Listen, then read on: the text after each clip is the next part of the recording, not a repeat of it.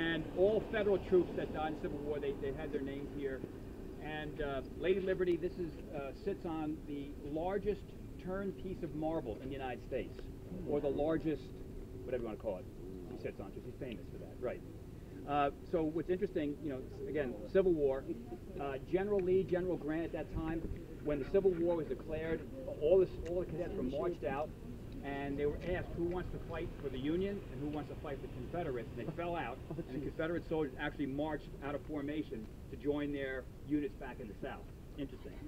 So, another quick question. You know that Grant and Lee once fought together, as opposed against each other, which were mortal enemies in the Civil War. Anybody know what battle? Spanish-American? Mexican War, the Mexican-American War. In the Battle of Veracruz, Lee and Grant fought together. They speak the same language. So also what I want to point out is that all the things you'll see here are all the spoils of war, all these cannons, most of you might have seen from the Spanish-American War. What was unique, these are called Parrott guns. I'm an artillery guy, so I find this particularly interesting, is that if you ever notice, like each branch of the military has their own color. So like infantry blue, you'll see blue, right, there you go, it's like a blue cord they might wear, or they're on their dress uniform, they have a blue stripe on their collars. The artillery color was red, and if you look at the old artillerymen, they were wearing red coats, much like the British.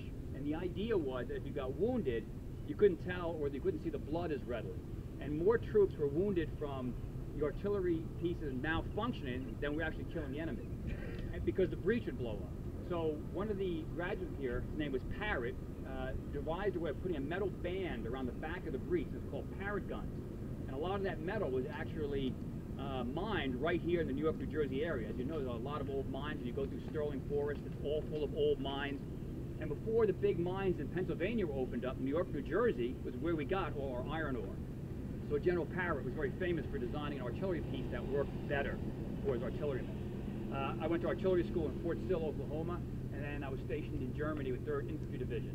And what's interesting, you know, we talk about Iraq and Afghanistan, that was the height of the Cold War. Even my little artillery battery at that time was nuclear capable, to give you an idea where we were at one point. And then 1989 when the wall came down, and with the peace dividends, we stood down our military. It's about half the size, it's about half the size now of what it was at that point.